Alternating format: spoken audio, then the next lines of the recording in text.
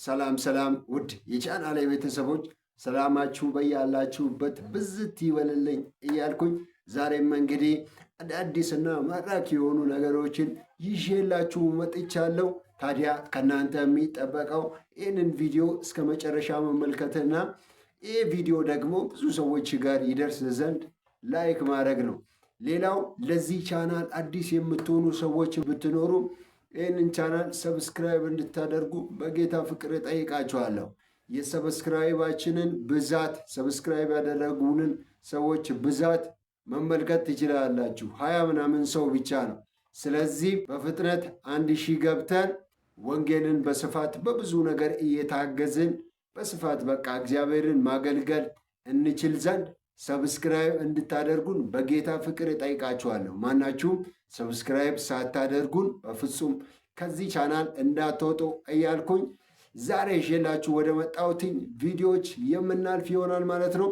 በተቀዳሚነት እንግዲህ የማስቃኛችሁ አንድ የኢትዮጵያ ኦርቶዶክስ ተዋሕዶ እምነት ተከታይ የሆነ ሰው ስለ ማርያም ይናገራል እና ስለ ማርያም ምንድን ነው እሱ የሚናገረው? ማርያም ከአዳም ኃጢአት ነፃ የሆነች ናት፣ ያለ አዳም ኃጢአት የተጸነሰች የተወለደች ናት ብሎ በቃ እንዲህ ያሉ ነገሮችን በስፋት የተናገረበት ሁኔታ አለና እስኪ ይህንን ቪዲዮ ተከታትለን እንመለሳለን። እስቲ መጽሐፍ ቅዱስ የማያውቀውን እንግዳ ትምህርት ሰምተን እንምጣ። እሷ ላይ የተፈጸመው ድህነት አዳምና ልጆቹ ላይ እንደተፈጸመው ባለ መንገድ ግን አይደለም። ለምን? መጀመሪያውኑም አዳምና ሔዋን በተጠቁበት ያ መርገም ስላልተጠቃሽ ማለት ነው። እመቤታችን ከእናቷ ማኅፀን ጀምሮ አዳምና ሔዋን ላይ የወረደ በትውልዱ ላይ ሁሉ የገዛ እናት አባቷን ጭምር የያዘው ያ መርገመ ሥጋ ማርገመ ነፍስ እመቤታችንን አላገኛትም። ከእናቷ ማኅፀን ጀምሮ መንፈስ ቅዱስ ጠብቋታል። መጠበቅ ራሷ ይሽ ስለዚህ አድኗታል የሚለው እዚህ ጋር ይፈታል ማለት ነው። ይሄ ወንድማችን እያለ ያለው ድነት ለማርያም ሲወራ ለአዳም ልጆች በሚወራበት ለሰው ልጆች የአዳም ልጆች ከተባለ የሰው ዘር በሙሉ ነው እንግዲህ እና የሰው ዘር በሙሉ በሚነገርለት ኮንቴክስት አይደለም የሚነገረው። የእሷ ለየት ይላል እና እሷን ቀድሞ በመጠበቅ ከማኅፀን ቀድሞ በመጠበቅ በአዳም በኩል የመጣው ነገር እንዳያገኛት በማድረግ የተደረገ ድነት ነው። የማን? የቅድስት ድንግል ማርያም ማለት ነው። ኦኬ ደን መጠበቅ የሚለው አቀባ የሚል ትምህርት አላቸው። ቀድሞ ጠብቋታል፣ ከማኅፀን ጀምሮ ጠብቋታል የሚለው ማለት ነው። ኢንፋክት ለክርስቶስ ኢየሱስ የምናወራለትን ነው ለማርያም ሲናገሩ እኩል የማድረግ አይነት አካሄድ ማለት ነው። ሌላው ደግሞ የማርያም መዳን ጉዳይ ለየት የሚልበት ምክንያት ብሎ ካቀረባቸው ምክንያቶች መካከል አንዱ አዳምን ያገኘው ዘሮቹን ያገኘው መርገመ ሥጋ መርገመ ነፍስ which is መርገም ተረግሟል አዳም። በዚህ ምክንያት ደግሞ ኃጢአትን በማድረጉ ሞት በሱ ላይም በሱ ዘሮች ላይ ሁሉ መጥቷል። ስለዚህ ያ መርገም ቀድሞ ፕሮቴክት ተደርጋለች። እዛ መርገም ውስጥ በአዳም በኩል የሚመጣው ነገር እንዳይደርስባትም በመደረግ ደረጃ ነው የእሷ ድነት፣ በመጠበቅ ደረጃ ነው አለ። እውን ይህ የኢትዮጵያ ኦርቶዶክስ ተዋሕዶ ቤተክርስቲያን ትምህርት ነው ወይ ብለን ጥያቄ ብናነሳ ይሄ ትምህርት የኦርቶዶክስ ተዋሕዶ ቤተክርስቲያን ትምህርት አይደለም። እንዴት ዳነች የሚለው ነገር ነገረ ድነት ካልሆነ ታዲያም ነገረ ምንድን ነው? ያ ኦፊሻል የሆነ ስቴትመንት ቤተክርስቲያኒቷ አላስቀመጠችም። እሱን የምናየው ይሆናል። ነገር ግን ያ መርገም፣ ያ የወደቀው ሥጋ፣ ያ በአዳም ምክንያት በሰው ልጆች ውስጥ የመጣው ነገር ማርያምን አላገኛትም የሚለው እውነት የቤተክርስቲያኒቱ ትምህርት ነው። እስቲ ወንድማችን አኬ ደግሞ የሚለውን አብረን እንስማ። እንዴት ያልናቸው ቅድም ማለት ነው። ይሄ የድቀት ባህሪ ክርስቶስ የነሳው ሥጋ አለበት ወይስ የለበትም? አኬ ክርስቶስ የነሳው ሥጋ ይሄ ድቀተ ባህሪ ያለበት ወይስ የለበት? የነሳው ሥጋ ስትል አሁን ይህን ነገር ክሊር ለማድረግ ከነሳ በኋላ ስላለው ኮንዲሽን ነው የምትነግረኝ ወይስ የድንግል ማርያም ሥጋ ማለት ነው? ቅድመ ካልኩ ሰው ስለሆነች ምንም ይሄ ግልጽ እኮ ነው አለ። የሰው ባህሪ ወድቋል። የወደቀው የሰው ባህሪ ስለዚህ ዲስ ኢዝ አንደኛ መጽሐፍ ቅዱሳዊም ነው አኬ የተናገረው ኤንድ ጥንታዊ አባቶችም የተናገሩት ነው። ኤንድ ኖርማል በሆነ ሎጂካል ሴንስ እንኳን ብናስበው ትክክል ሆኖ የሚገኝ ትምህርት ነው። የአዳም ልጅ አይደለችም ማለት ነው። የአዳም ነገር አላገኛትም ማለት ኦኬ፣ የአዳም ዘር አይደለችም ማለት ነው። ነገር ግን ናት። የአዳም ዘር በመሆኗ ሄሬኖስን እጠቅስላችኋለሁ የተናገረው ነገር ስላለ ማለት ነው። ስለዚህ ይሄ ትምህርት በቤተ ክርስቲያኒቱ ውስጥ ኮንፍሌት የሚያደርግ የተለያየ አይነት ቪው የሚይዙበት ነገር ግን የአኬ ቪው ማይኖሪቲ ቪው ነው። ሌሎቹ አሁን ላይ ያሉቱ ብዙዎቹ አይ አቀባ ነው ቀድማ ተጠብቃለች የሚል ነው። በጣም አሜዚንግሊ ይሄ ትምህርት የካቶሊክ ትምህርት መሆኑን ኮፕቲክ ኦርቶዶክስ ወይም የኢትዮጵያ ኦርቶዶክስ ተዋሕዶ ቤተክርስቲያን ሐዋርያዊ ቅብብሎሽን አገኝባታለሁ ብላ የምታምነው እናቷ ማለት ነው። እናቷ ግብፅ ምን ብላ እንደምታምን አዳምጡልኝ። ከነገረ ድህነት ጋር ስናገናኘው ትልቅ እንትን ይመጣል። ግን ይሄ አሁን እመቤታችን በእናትና በአባቷ ማህፀን እያለች ነው የተጠበቀችው ወይስ ደግሞ አነጻት ነው መንፈስ ቅዱስ ሲያድርባት የሚለው ይሄ ብዙም እውነትም አባቶቻችን ዶክትሪን አድርገው ዝም ብለው አብያተ ክርስቲያናት እመቤታችን ጋር ምክንያቱም ትዊስት ይሆናል። ይሄ ጥንተ አብሶ ሲባል በጣም እንትን ነው ቃሉ ዶክትሪን ነው። ግን እኮ ብራዘር አሁን እዚህ አስቀድመህ ነበርክ ያነበብኩላቸው ነበር። ለካቶሊክ ከምንቃወማቸው በተለይ ካፕቲክ ኦርቶዶክስ ቸርች አጽንታ ካቶሊክ ቸርች ተሳስታለች ከምትላቸው አንዱ ደጋግማ የምታነሳው ኢማኩሌት ኮንሰፕሽን ነው። በጣም ትልቅ ኢሹ ነው በካፕቲክ ኦርቶዶክስ ቸርች ኢማኩሌት ኮንሰፕሽን።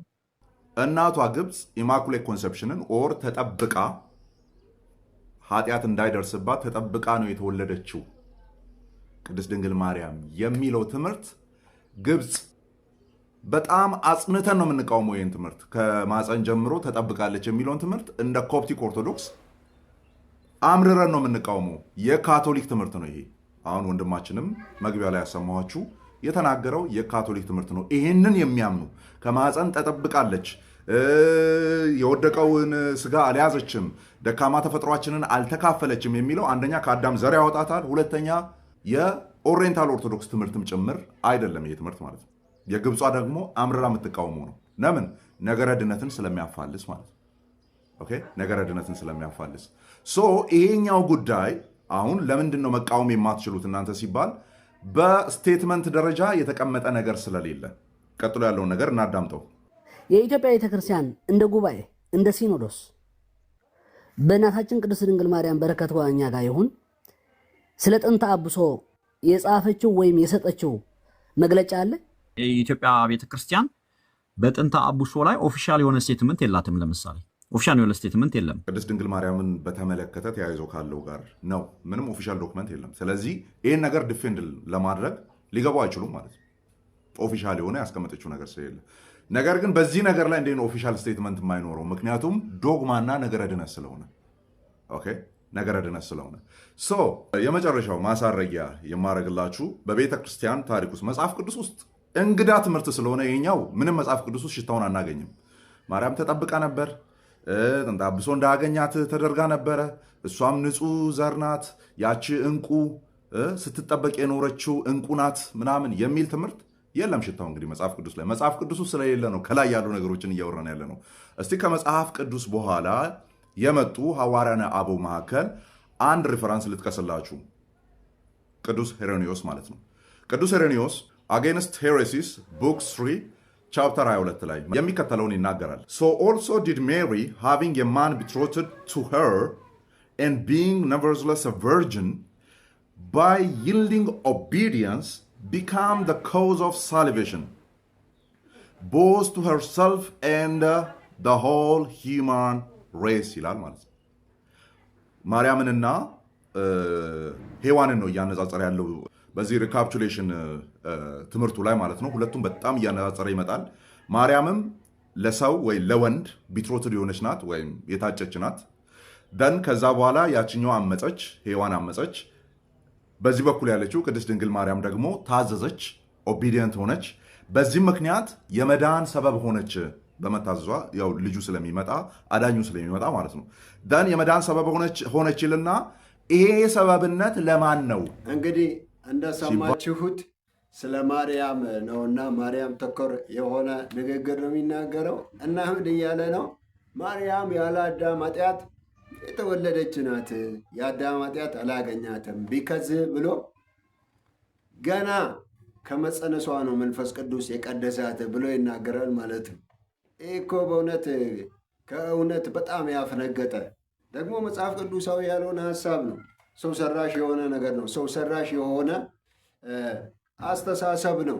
ቢከዝ መጽሐፍ ቅዱስ ላይ የለም እኮ መጽሐፍ ቅዱስ ላይ የሌለ ነገር በሙሉ በቃ ሰው ሰራሽ ነው። በመሰረቱ እኮ እነሱ እኮ ማለት በቃ አይደል 90% የሚሆነው የእነሱ ነገር እኮ ስርዓታቸው ምናምን ሰው ሰራሽ ነው። ለምሳሌ አሁን እንዲህ የሚሉበት ሁኔታ አለ ስለ ማርያም ማለት ነው።